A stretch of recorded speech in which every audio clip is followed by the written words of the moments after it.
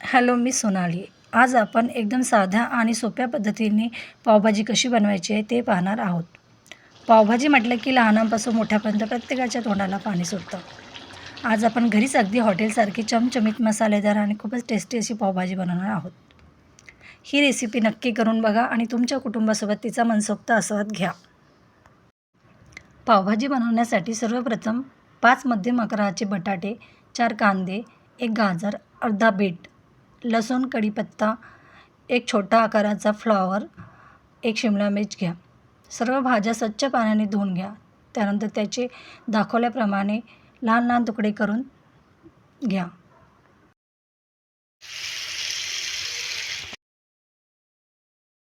बटाटे, फ्लॉवर, गाजर आणि अर्धा बीट स्वच्छ धुवून त्याचे तुकडे करून घेतल्यानंतर त्या सर्व भाज्या कुकरमध्ये घाला.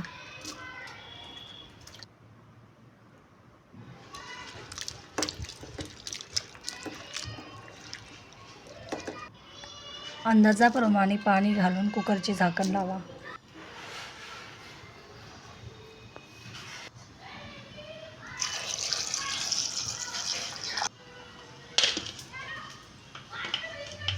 तीन ते 4 शिट्ट्या होईपर्यंत म्हणजे भाज्या मऊ आणि नरम होईपर्यंत शिजवून घ्या.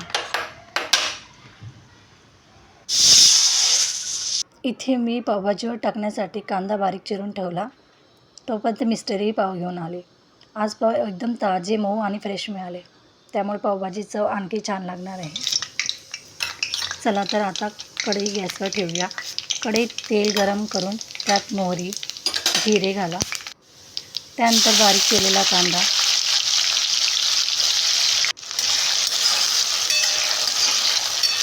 परतून घेऊया. शिमला मिरची, लसूण आणि कढीपत्त्याची पेस्ट घालून परतून घ्या.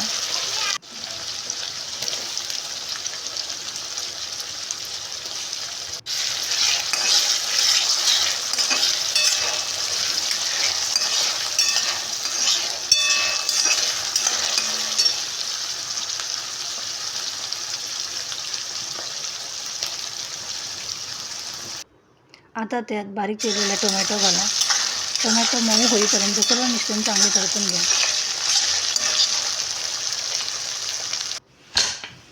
तोपर्यंत टोमॅटो मऊ होईपर्यंत कुकरमधील भाज्या छान शिजल्या आहेत का ते पाहूया. भाज्या मऊ शिजल्या असतील तर पावभाजी मॅशरच्या मदतीने त्या छान मॅश करून घ्या. म्हणजे पावभाजीला एकदम मऊ आणि एकसारखा पोत येईल.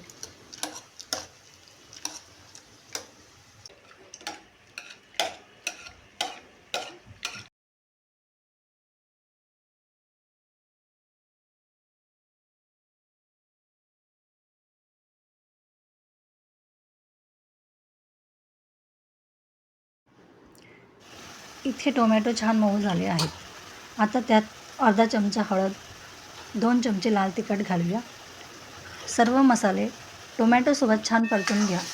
म्हणजे मसाल्यांचा कच्चेपणा निघून जाईल आणि चव अधिक छान येईल.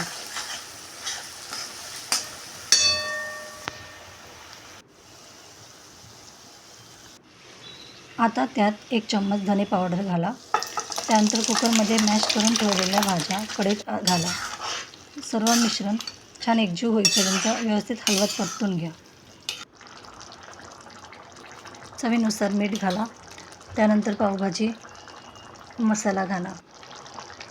पावभाजी मसाला शेवटी घातल्याने त्याचा सुगंध आणि चव अधिक छान लागते.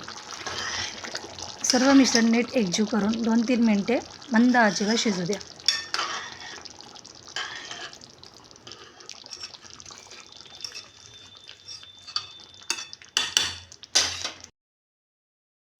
सर्वात शेवटी लिंबू पिळून घ्या. चला तर मग तुम्हीही झटपट आणि चविष्ट पावभाजी नक्की करून पहा. पावभाजीमध्ये बीट टाकल्यामुळे तिचा रंग एकदम सुंदर आणि आकर्षक आला आहे. दिसायलाही ती खूप भारी वाटते. चवही अप्रतिम लागते.